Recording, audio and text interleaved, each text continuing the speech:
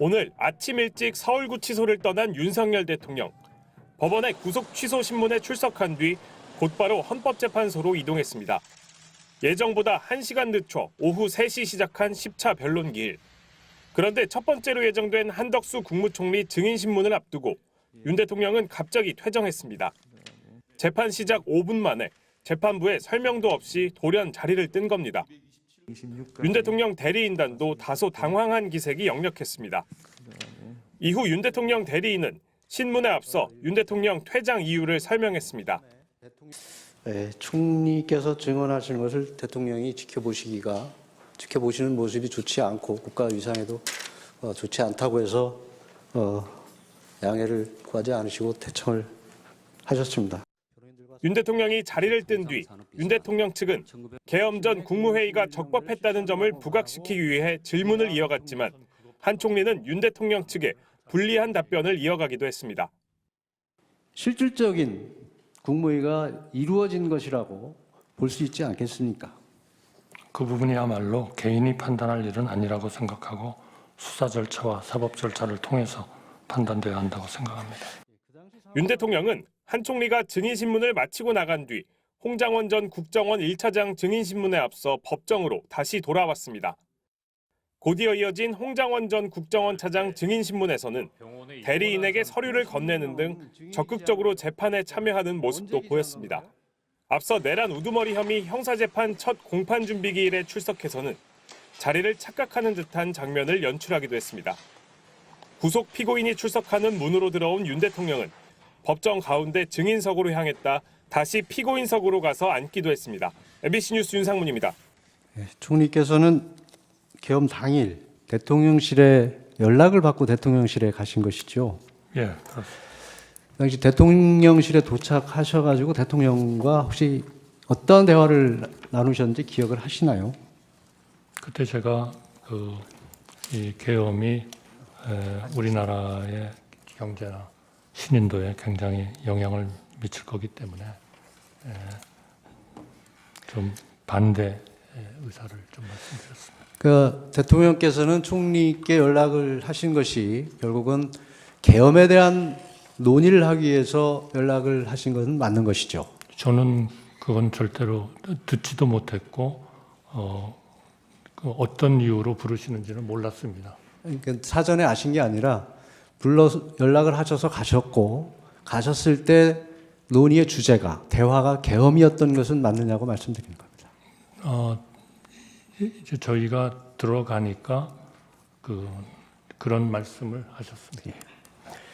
대통령은 비상계엄을 위한 국무회의가 필요했기 때문에 국무위원들에게 연락을 한 것이고 총리께서 도착하신 이후에도 지속적으로 연락하여 국무위원들이 속속 도착하셨고 실제 대통령께서 비상계엄을 선포하기 위해서 대통령실에 나가시기 전까지 총리를 비롯한 국무위원들께서 계엄에 대한 논의를 지속적으로 하고 있었던 것은 맞지요.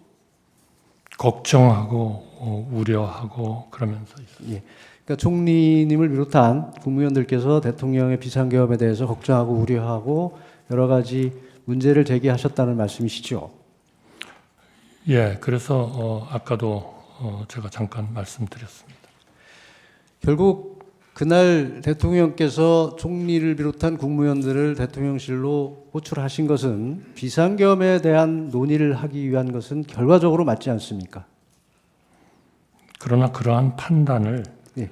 저희 개인이 하는 것은 맞지 않다라고 저희는 생각하고 이것은 수사 절차와 사법 절차를 통해서 판단되어야 한다라고 저는 일관되게 얘기해 왔습니다.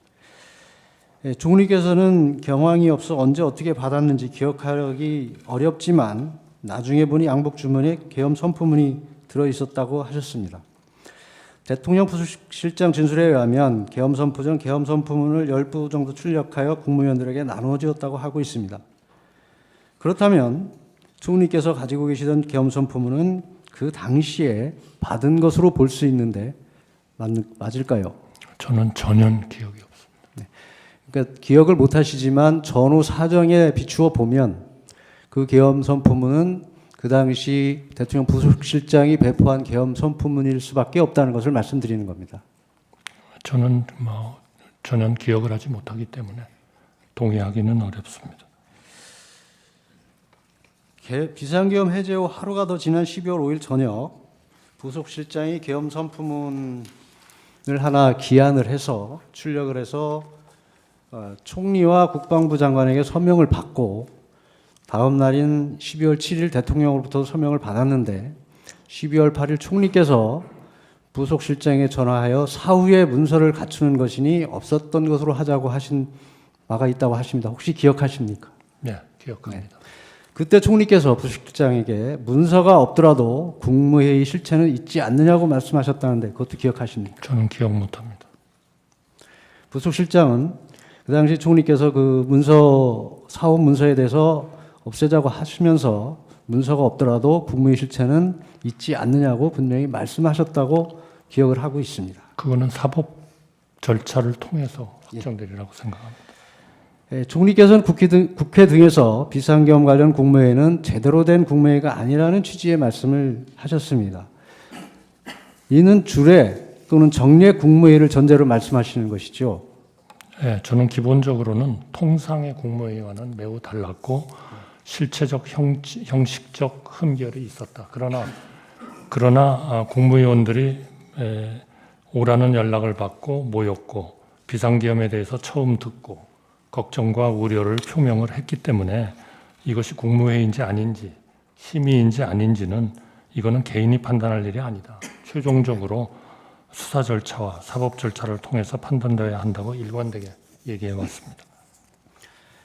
통상의 국무회의가 아니고 비상계엄 선포를 위한 경우에는 정례 국무회의와 달리 보완이 필요할 수 있다고 생각하시지 않나요? 근데 여러 강요들도 그렇고 거기에 대한 판단을 그렇게 개인적인 차원에서 할 수는 없다. 이거는 역시 사법부와 수사 절차를 통해서 결정되어야 한다. 이렇게 생각합니다. 비상계엄을 선포하는 경우에 보안이 유지되지 못할 경우 더 많은 병력이나 경력이 필요하게 되고 자칫하면 큰 혼란을 불러올 수도 있는 상황이지 않을까요? 저는 그 부분은 잘 모르겠습니다. 보안이 유지되지 못할 경우에는 큰 피해가 발생하거나 극단적으로는 비상계엄의 목적을 달성하지 못할 수도 있지 않을까요? 저는 그 부분에 대해서는 잘 알지 못합니다. 만일 전시사변에 준하는 사태에서 교통통신이 두절되어 국무위원들이 모이지 못해 국무회의를 열지 못할 상황도 상정할 수 있지 않겠습니까? 제가 특별히 더 답을 드릴 것은 없다고 생각합니다. 따라서 비상시의 국무회의는 평상시 정례 국무회의와 동일한 형태로 소집되고 개회될 수는 없는 것으로 보입니다. 그렇지 않습니까?